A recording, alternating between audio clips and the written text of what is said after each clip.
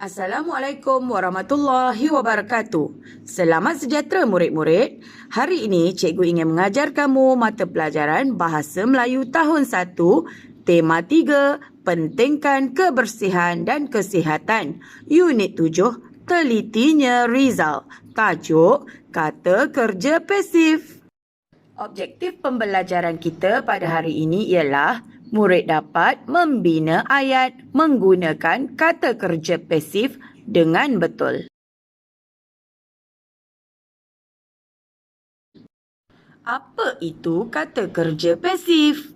Kata kerja pasif ialah kata kerja yang terhasil daripada perubahan ayat aktif menjadi ayat pasif. Kamu tahu bahawa kata kerja pasif merupakan kata kerja hasil perubahan ayat aktif menjadi ayat pasif. Kamu lihat slide yang cikgu tayangkan. Ada 2 contoh ayat yang cikgu berikan. Satu ayat merupakan kata kerja aktif. Ayat kedua merupakan kata kerja pasif. Alina mengutip buah durian. Itu merupakan kata kerja aktif. Manakala buah durian itu dikutip oleh Alina. Itu pula ialah kata kerja pasif. Mengutip akan jadi dikutip. Contoh perkataan bagi kata kerja pasif ialah diambil, dicatat, dibawa, dikutip, disusun. Tiada lagi mengambil, mencatat, membawa, mengutip, menyusun ya murid-murid. Kita lihat lagi contoh ayat seterusnya.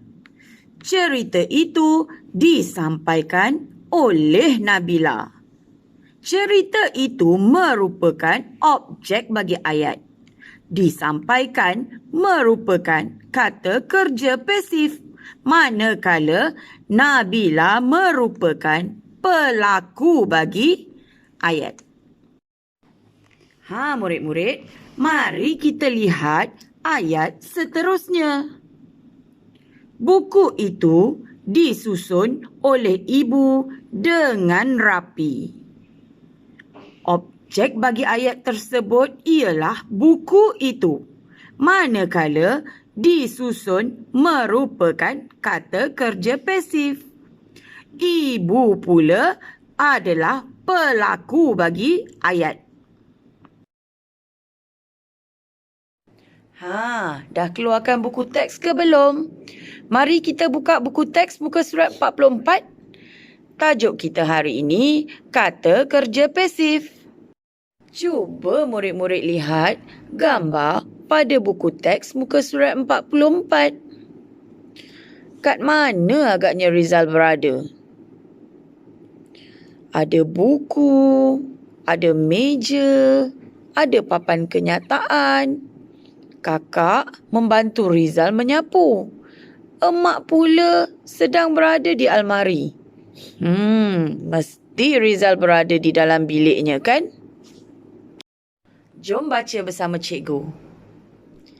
Ini bilik Rizal.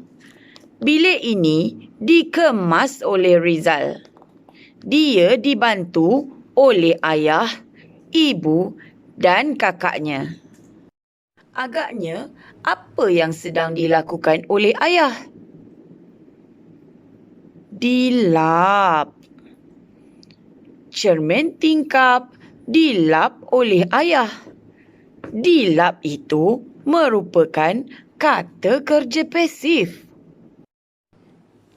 Cuba murid-murid lihat ayat yang kita baca tadi. Bilik ini dikemas oleh Rizal. Dikemas merupakan kata kerja pasif.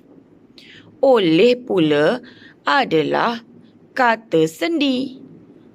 Setiap kata kerja pasif mesti diikuti dengan kata sendi oleh.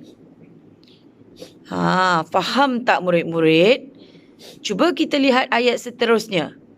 Dia dibantu oleh ayah, ibu dan kakaknya. Dibantu itu kata kerja pasif. Manakala oleh itu adalah kata sendi. Boleh tak murid-murid sebutkan bersama cikgu apakah perkataan lain yang terdapat pada buku teks muka surat 44? Disangkut, disapu, ditukar dan disusun. Itu semua merupakan kata kerja pasif. Ingat balik pesan cikgu tadi. Setiap kata kerja pasif mesti diikuti dengan perkataan oleh apabila anda ingin membina ayat. Oleh merupakan kata sendi nama. Cuba rujuk balik ayat yang telah diberikan tadi. Cermin tingkap dilap oleh ayah. Mari buat ayat bersama cikgu. Disangkut. Baju-baju Rizal disangkut oleh ibu. Cuba murid-murid buat ayat sendiri. Bagus. Apa pula yang sedang kakak lakukan? Disapu. Sampah sarap itu disapu oleh kakak. Boleh tak kamu bina ayat kamu sendiri? Mari kita bina ayat dari perkataan ditukar. Cadar Rizal baru sahaja ditukar oleh emak.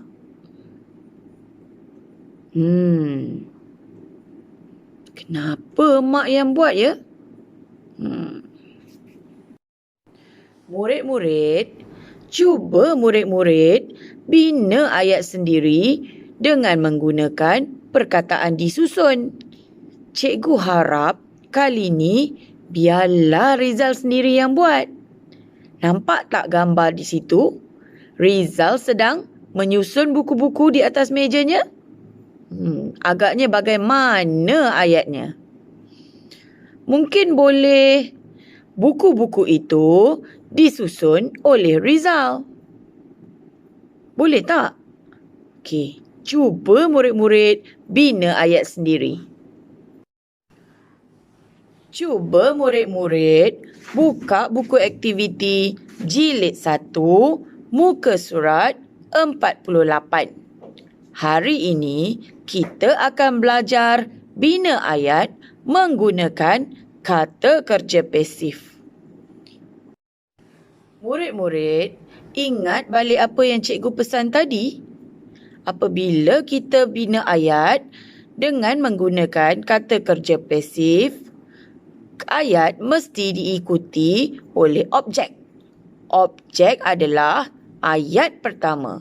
Seterusnya diikuti dengan kata kerja pasif di. Dan akhir sekali diikuti dengan pelaku. Okey, objek, kata kerja pasif di, seterusnya pelaku. Murid-murid, mari kita lihat soalan pada buku aktiviti. Soalan minta kita bina ayat berdasarkan gambar dan perkataan. Kita perlu lihat dahulu objek yang diberikan pada gambar. Seterusnya, kita lihat kata kerja pasif. Dan barulah kita lihat pelaku ataupun orang yang diberikan pada soalan. Cuba kita lihat gambar pertama. Gambar di bilik air. Kata kerja pasif yang diberikan ialah dihias dan pelakunya ialah Rizal. Cuba murid-murid ingat kembali apa yang cikgu ajarkan tadi. Setiap kata kerja pasif mesti diikuti dengan kata sendi oleh. Cuba murid-murid cantumkan objek, kata kerja pasif dan pelaku. Contoh pertama, bilik air ini dihias oleh Rizal.